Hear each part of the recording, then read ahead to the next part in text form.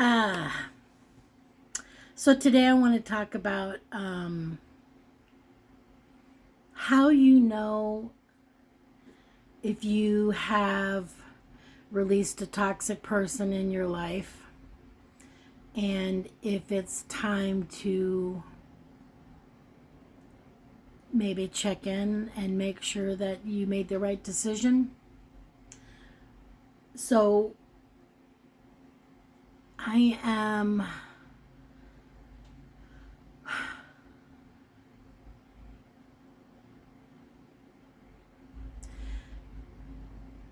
I don't even know how to start. So back in September, I had a falling out with my mother and my sister. And I am from an extremely toxic family. My mother is extremely toxic.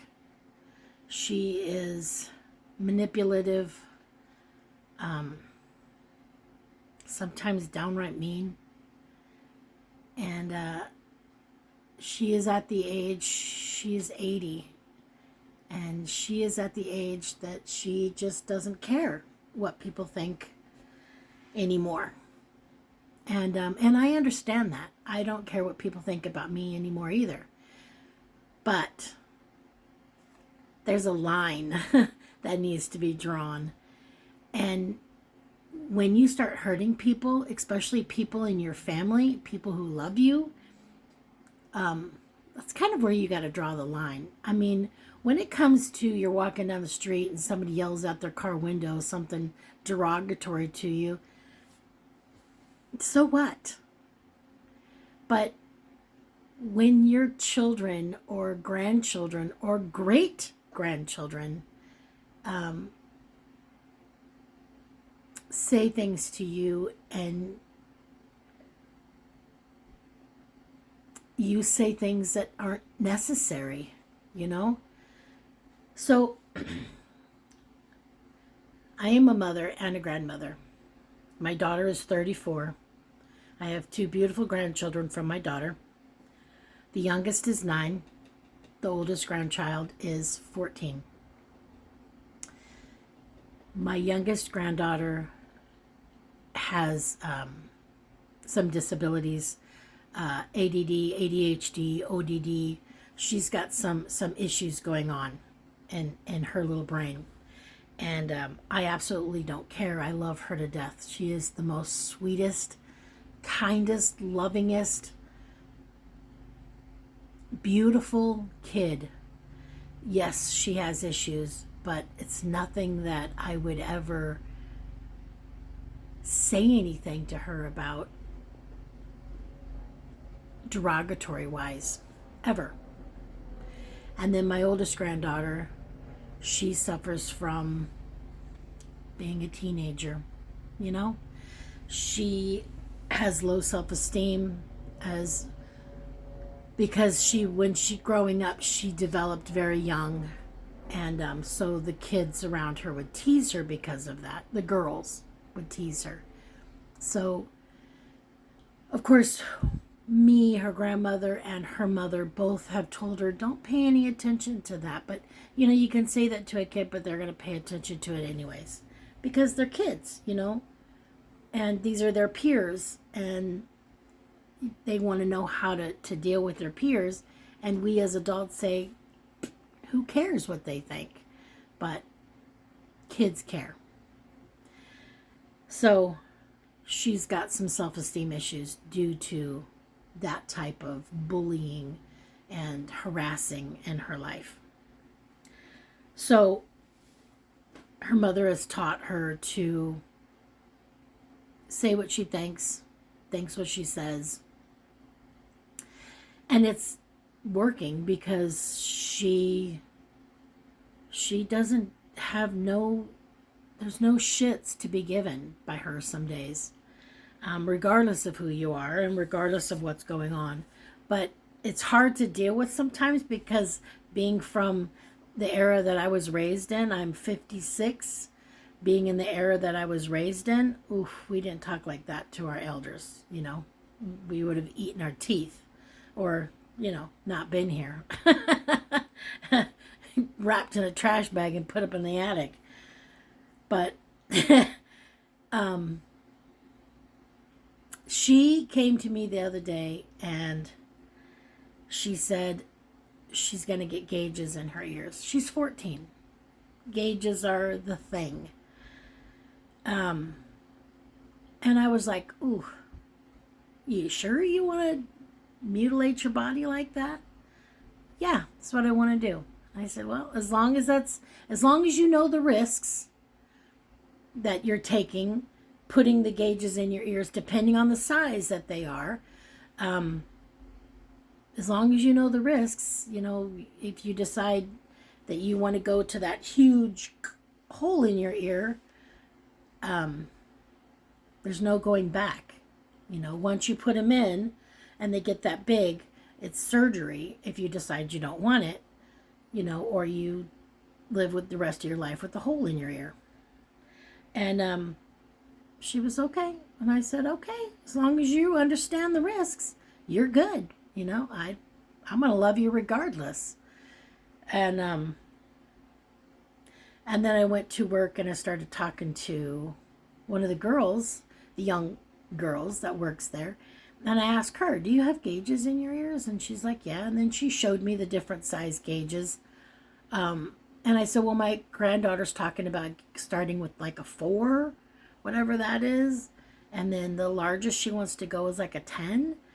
And she said that's a good size to start with. And I was like, oh, okay. At least she's done her homework and she knows what she's doing. So I ended up calling her and asking her, because then I found out from her, where she got her gauges, and she got really cute ones with hearts and stuff like that. And I was like, oh my God, that's so cute. So I was like, I want to buy her some. So I talked to my granddaughter about it, and she goes, you're not taking this like Mima's taking this. And I said, what do you mean? Now, mind you, my granddaughter's low self-esteem already. So she tells my mother that she's going to put gauges in her ears. And my mother tells her, that's going to be ugly. You're going to look ugly with those in your ears. You're going to look ugly with those in your ears. My granddaughter is gorgeous. Beautiful, beautiful girl. I mean, I'm in awe of how beautiful she is. And a couple days prior to this conversation, I had had a conversation with my daughter. And she says, oh, by the way, Mima was asking about you, and which is her grandmother, my mother, is asking about you and, wants to know how you're doing. And I said, well, my mother has my phone number, although I've blocked her on all social media, as well as my sister, and I've blocked them both on my phone, but you can still go in and check and see who's sent you messages. And if she really wanted to send me a message, she could. And I would eventually read it, because I go in and I check my deleted messages, or not my deleted, but my blocked messages. Every once in a while, every couple of weeks, I go in and check. So I'd see it. And I said, she's not sent anything to me. So that tells me she's not thinking too hard about me. And that's okay. Because that's her thing. She's got to live her life. And then I started to feel like maybe I've made a mistake. Maybe cutting my mother out of my life was not the best thing. And then this happens with my grandchild. My granddaughter, who's already got the low self-esteem. And we as women should be building each other up, not cutting each other down. We as women should be sticking together. and encouraging good feelings about ourselves. And for my mother to do that to my granddaughter was disheartening, you know? I love my mother. Pray for my mother every day. But I see now that she is still the same person. She is still that same toxic, oozing ugliness person. Yes, she can be loving at times. Oh, absolutely. We all have those times that we can be loving to our grandkids and family members and then, go behind their backs and, talk shit about them. I don't do that. My grandkids are beautiful. My grandkids are perfect. My daughter is beautiful. My daughter is perfect. We all have shit that we have to go through in our lives. But there's absolutely no reason for the matriarch of our family to talk shit about her great grandchild and allow people to talk shit about them. Yeah, I was sucked into that for many years. Not ever again. Never, ever, ever again. My tolerance for toxic people is gone. You want to have toxicity in your life? Get the fuck out of mine. I don't want anything to do with anybody that wants to belittle, berate, make feel less than any other human being ever. And that's what my sister and my mother both do. They make you feel like you can't do shit on your own. Guess what? I'm doing it on my own. I may not be doing it perfectly, but I'm doing it on my own. They have kept me in the dark for years. And I'd like to say it was my own fault. But if you don't know something and if you're taught that, then how do you stop it?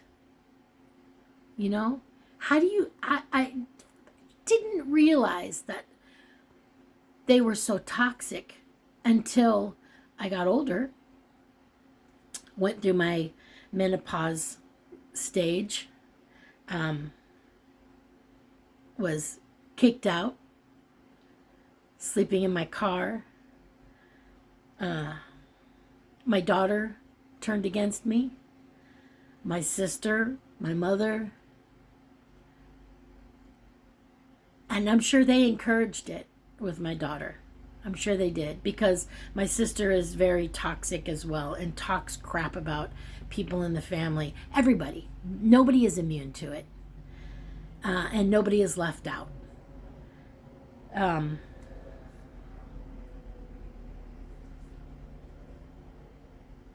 It's heartbreaking, because you trust these people. It's my family. It's my sister. That's supposed to be my best friend. And I referred to her as my best friend. For her to be talking crap about me behind my back and then telling me that I've used her my whole life, her whole life. I've used her. The fuck? I don't understand it. And then for my mother to sit back and be okay with that. Encourage it. Not discourage it. Encourage it. Growing up wasn't easy. Growing up definitely wasn't easy. It was a tough tough childhood. Mentally, it was a tough childhood. Because not only did I have to deal with my family that was so jacked up, and then losing my sister, my oldest sister, losing her at a very young age. I was, I think, 18 when my sister died. Never really knowing how to react to that, or how to live with that. One day she's there and then one day she's not. That was tough. You know, and then I have other family members that were dealing with their own shit, but how do I know? I'm just dumb old me, you know? And then the two people that I depend on, that are the constants in my life, are talking about me behind my back. Never in a million years do you think the two people you love the most are going to be that way. And then you don't know what's going on. And then I have my child, my daughter, and the older she gets, the more she tells me about things that have happened with the two of them in her life and the crap that they've put her through. So not only have they damaged me, they've damaged her, and now they're damaging my two grandchildren. These are two wrecking balls that don't even know that they're doing it, that don't even realize the damage that they're causing to people. It's sad, because when I went through my menopause, and I basically was left on my own. I had nobody. I was sleeping in my car, not knowing from one day to the next where I was going to park said car, and then be parked and, you know, be told in the middle of the night, you got to go. Because you can't park here and sleep here. It's not allowed. It's very scary, you know? Especially when you've never been on your own. It's very scary. And then to realize that realization that just smacked me in the face. And I denied it for a while because I was like, no. You know, I went through a year, I'm going to say, during COVID. And and I know that everybody looks at COVID as it was a bad time, but it was not a good time for myself, but it was a time that I needed to not have to worry about going and looking for a job, or I got money. You know, I had lost my job just at Christmas Day the year before COVID hit. COVID hit, I think, in February. I lost my job Christmas Day, December. And then everything kind of started to downslide from December on. And I think that was when the last time I was in the hospital as well, was I had checked myself into the psychiatric ward around that time as well, because I was going through so much with menopause. Menopause is, oh man, God bless any woman that's going through menopause, or any family that has a woman that's going through menopause, because it's tough. Holy crap, is it tough. The mind games that your body plays on you, the hormones that are racing through your body, I mean, and it just hits you. I didn't even know what was going on for probably the first year. Started at 49. The first year of it, I had no idea what was going on. All I know is my mind was playing tricks on me, and it was hard, And then on top of that, I wanted to unalive myself because I couldn't handle it. And I was getting help in a hospital, and then all this other crap hit with losing my job, getting fired. Christmas Day, the Mirage fired me. And I was like, you couldn't wait till tomorrow? Day after? Nope. We're going to bring you in and fire you on Christmas Day. So it was a crap end of a crap year. Very much so. And then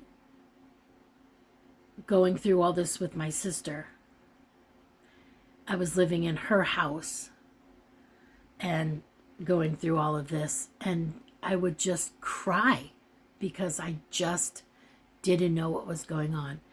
And I was talking to my daughter, and my niece lived there at the time, and I said, I think I just need to take some time off. Maybe I can just take a couple of months off and just, try to recoup from this year. And I was told I had to go get a job now. This was my sister who was, and I get it. I do. She wanted me to be out there working again so that I could pay my bills. Get it. But I was also losing my fucking mind. You couldn't give me 30 fucking days just to recoup? And then within another month, COVID hits? And nobody is working? Nobody is doing shit? So I think it was just the universe's way of saying, you know what? You all need to take a break. You all need to relax. And we all looked at it as a negative thing. And yes, it did screw things up. Yes, it did. It kind of set us all back, but I prospered from that.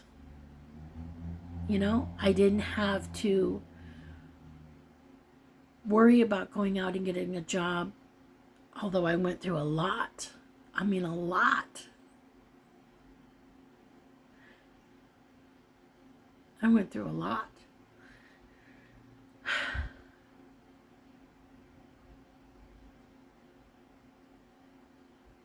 I was scared. And I needed my family. And they weren't there. No. They weren't.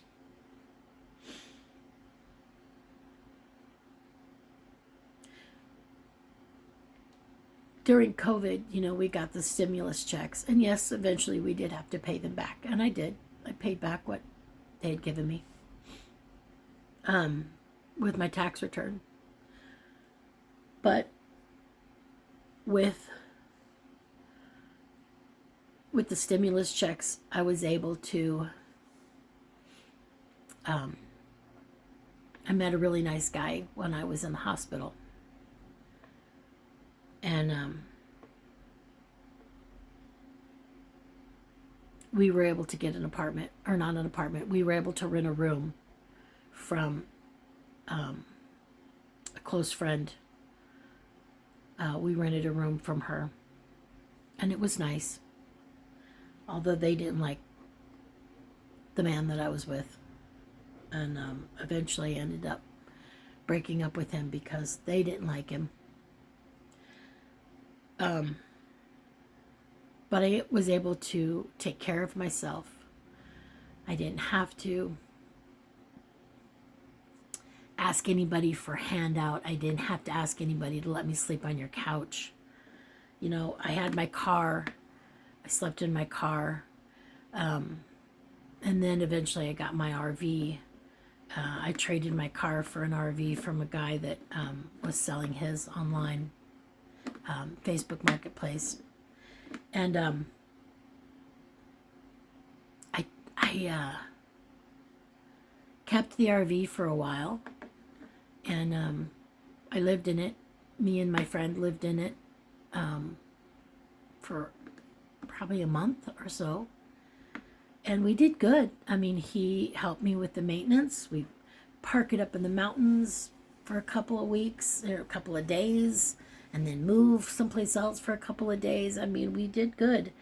And then I ended up touching base with my friend, my niece, kind of family friend. And that's when we decided to get a place with her, and we knew we were all getting stimulus checks, so we just waited for that to come. And then when that came, you know, we were able to help her to move into a house, and then in turn we rented a room, and it was nice. We had a home, you know, we had our own room, we had a kitchen. He loved to cook. He cooked all the time. We had a backyard that we could sit in. They had dogs, they had grandkids. I mean, it was nice. It was really nice. And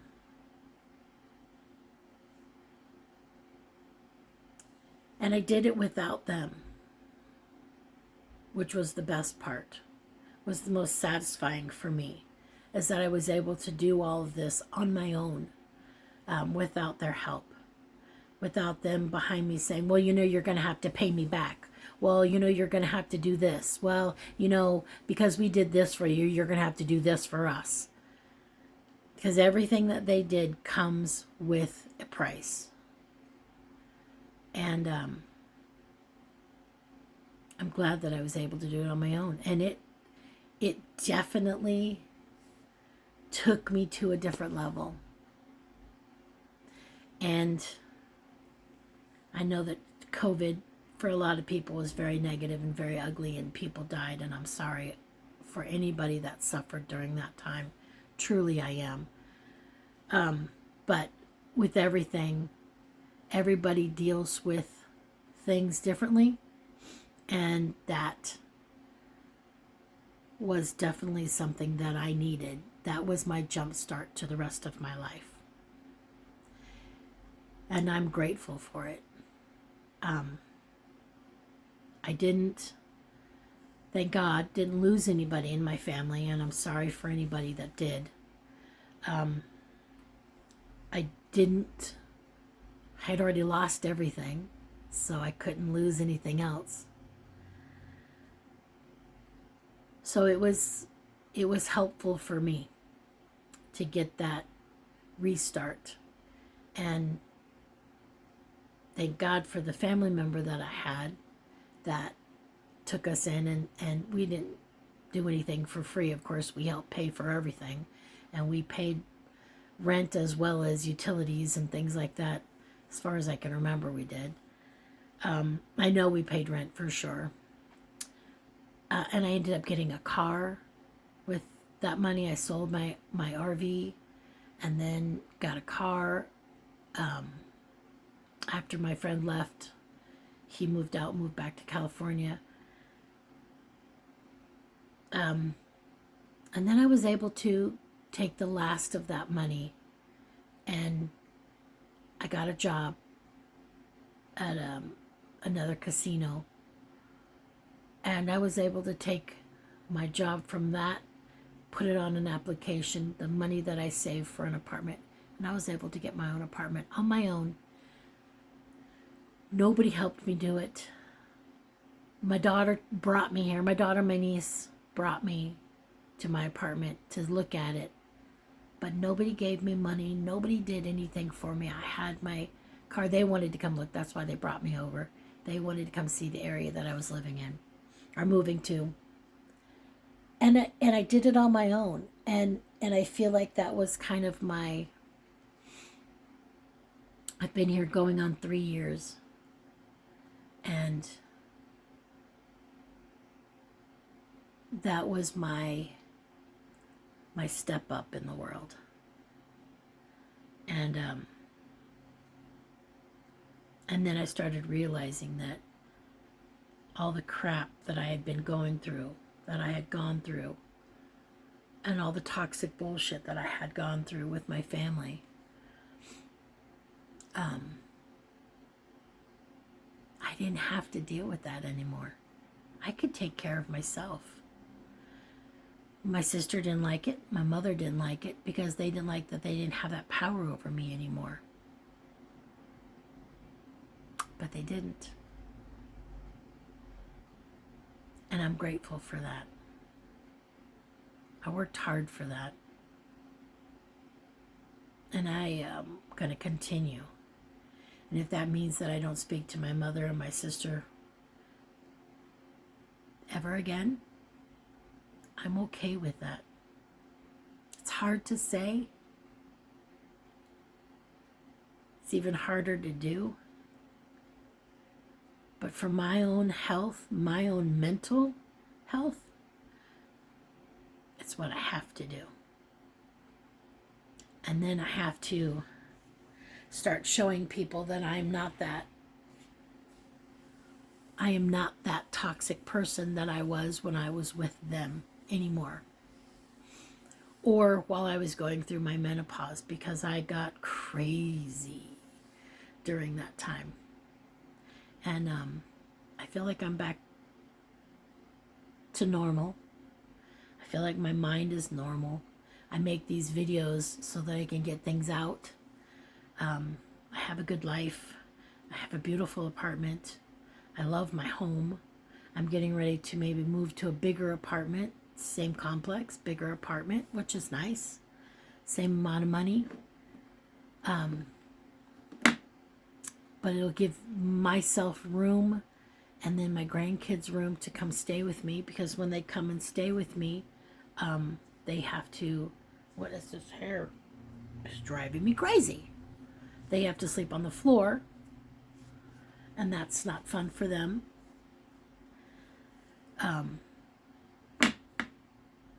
So this apartment is a little bit bigger, so it'll give me room that I can get maybe a little couch that they can sleep on when they come over.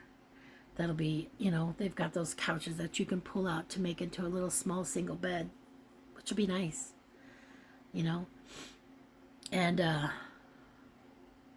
my life is better. And I'm glad that I don't need that toxicness in my life anymore, and that I have gone above that, because nobody needs to feel that in their life. And if anybody that's watching this has toxic people, if you're not sure if they're toxic or if you're toxic, there are all kinds of quizzes and all kinds of books and all kinds of people that you can talk to figure it out, because that's what I did. For years, I had been trying to figure out what was going on in my life, why my life was in the downward spiral that it was in. This was before menopause. I was constantly looking to better myself. And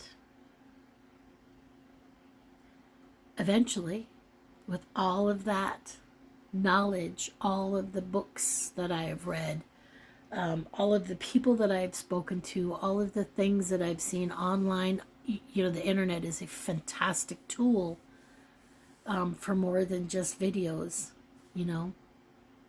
There's a lot of people on there that have a lot of great things that they can share and that they try to share, which is what I try to do with my channel, is to share things with people so that they can see, that your life may have been crap, but you can make it better. And if cutting people out of your life will make that better, then do it. Absolutely. Yes, it's scary. Oh my God, it's scary.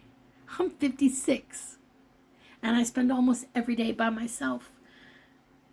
And I'm not used to that. I'm used to being around my daughter, my granddaughter, my granddaughters, my mom, my sister, and I'm by myself. Almost every day, I am by myself. Whew, that was scary. Wow, that was scary. In the beginning, very scary. Very scary. Especially when I was sleeping in my car and I had nobody to call, nobody to talk to, because I was so out of my mind at that time. Nobody wanted anything to do with me, and I can't say as I blame them. My daughter was so angry at me, and I think it was just because of the way I was being, and I didn't understand it, and I couldn't wrap my mind around it, but I understand now. I was completely nuts, but I pulled myself out of it. I did. Pulled myself out of it. I was grateful enough to have the stimulus checks and the unemployment that I did end up getting from the Mirage when I left there, was fired from there. Because I had applied for unemployment at first and they denied me. And then when COVID hit, the state basically did it themselves, and I got money. And by the grace of God, it helped. I was able to pay my bills. I was able to buy food. I was able to buy a car, get a paid for a car insurance for a full year. Bought my car money out. I didn't have to pay payments. I wasn't going to pay payments for a damn car. I think I paid $1,500 for my car, and it was a great running car. There are some good cars out there that you can get for not a lot of money, and you don't have a car payment. My sister kept trying to talk me into buying a car with car payments. No, I don't want to be stuck in that shit.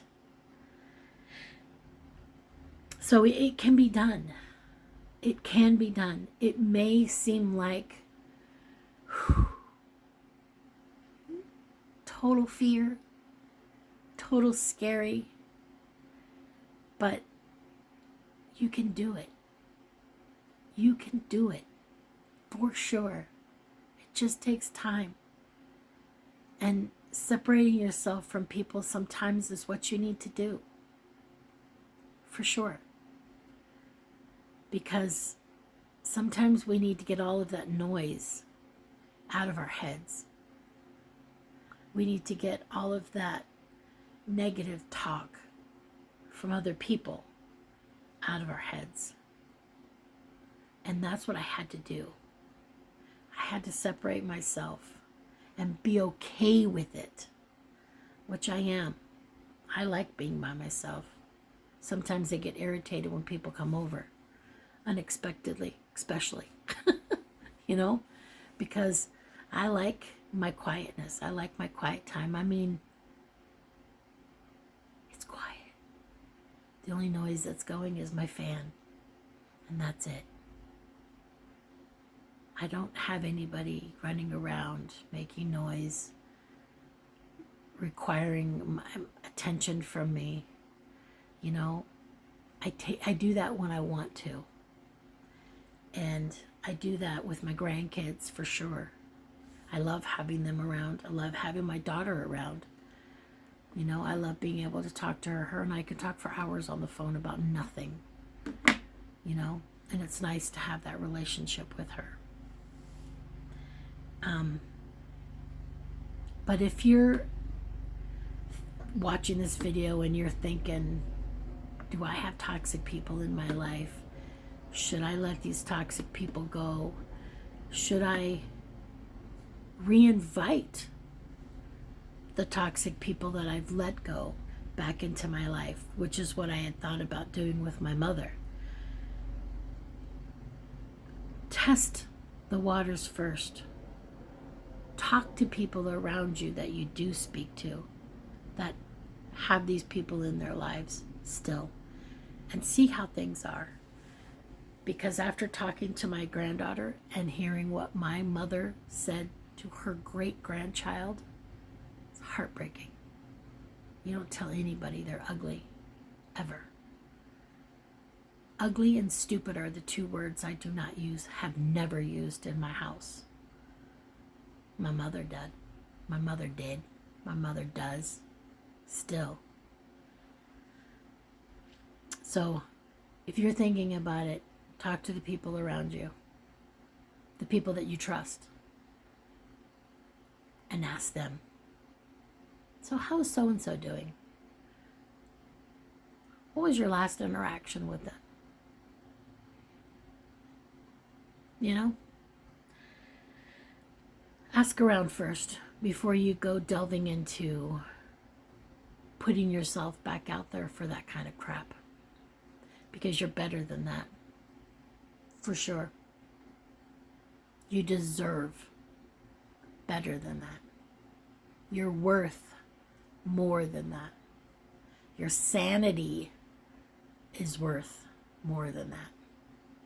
And that's what I get living by myself, being on my own, is I get peace of mind. I know that I can pay my own rent. I know that I can take care of myself. I have food in my cabinets. I have food in my fridge. I've got lights overhead that I do myself.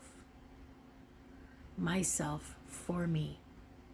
And when I start feeling down, which, I do have days that I feel down. Today I had a down day. And I just have to dust myself off and start again. Remind myself of the many blessings that I have done on my own by the grace of God, that I have done and I will continue to do. And I don't need anybody to take care of me. I don't need anybody to tell me what I need to do, what I can and can't do. I know what I need to do every day to take care of me. And I do it every day. And I take care of me every day. And I've got my beautiful cat who's back here in the little tunnel. That's her little black head sticking out there. She's my only responsibility. And she's very well taken care of. I don't play with her as much as I should because she gets crazy. And she likes to bite. So we kind of chill out on the whole playing bit. These, she thinks, are chew toys, as well as my feet. Yeah. So I hope this helps somebody, anybody, if you watch this, if anybody watches this. I hope that it helps you. And if you have any questions for me, please feel free to message me and let me know what's going on with you. I'd be more than happy to chat with you and direct you and to some of the books that I've read. Be more than happy to show you the books that I've read and the places that I've gone that helped me, and maybe they can help you. So, toxic people suck. Yes. And toxic people come in all forms, shapes, sizes, family members, blood relatives, doesn't matter. They're out there. And they are energy sucking bastards. And if you feel yourself getting tired or not feeling 100% when you're around somebody, it's because they're sucking all the great energy out of you. Because they feel shitty and they want you to feel shitty with them. And that took me a while to realize that there are energy suckers out there, energy vampires that are out there that want your energy. They want your light. They want you to feel as low as they are. There's a lot of them out there, unfortunately. Which is why I try not to, because touching somebody like that can zap your energy. Being in the same room with people like that can zap your energy. Talking on the phone with somebody, that can zap your energy, zap your light. So you just need to start paying more attention to your body, to what your mind is telling you. Listen to that little voice inside of you that's telling you something's amiss. Something's not right here.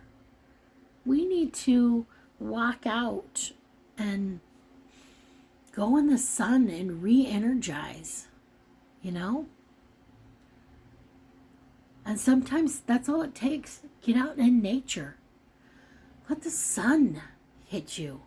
Or go out at night when there's a beautiful moon out and let that moon re-energize you. You know, the wind, yes, the wind sucks, but sometimes it can wash away all that other bullshit that's in there. You know? Rain, snow, nature. Get out there and touch the dirt. You know? That's what I used to tell my nephew. I said, you need to be more in touch with nature. Get out there and sit in the dirt. Run your hands through that sand. Cleanse yourself. So that you can be the best you to you that you can be. Because at the end of the day, we are the only people that matter in our lives. I am the only person that can make me happy, that can make me sad, that can make me laugh, that can make me cry, that can make me angry. I am in complete control of my feelings. Absolutely. Nobody can make me feel shit. No. Sometimes I forget that, and sometimes I'll get sad because there's something somebody said or done, or that life is not going my way. And then I'm like, shit. Knock it off. Look around you. You've been in worse places. This is your home that you've created. Be happy with what you got. And then I'll open my door. The sun's shining. The wind is blowing. Birds are singing. And I come back down to earth. I'm not sad anymore. And I feel good. Life is good. And I tell myself that every day. Someone says, how are you feeling? How are you today, Rhonda? I am fan-fucking-tastic. I am fan-fucking-tastic. Because I am a badass. Yes, I am. If you need any affirmations, I've got some great affirmations on my channel as well.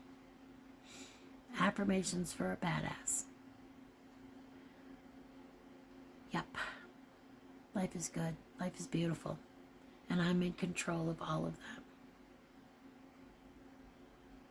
I hope you guys have a great day. And I hope some of you stuck around. And I hope this can help anybody who watches it. And like I said, if you have any questions, please feel free to leave a message. Like, love, share. All right? And if you know anybody that this video might help, please forward it on to them. Or introduce them to my page. All right? You guys have a great day. Keep rocking. Stay positive. Remember, you're the most important person in your life. Nobody else can make you happy but you. All right? Have a great day. Rockin' Rhonda out.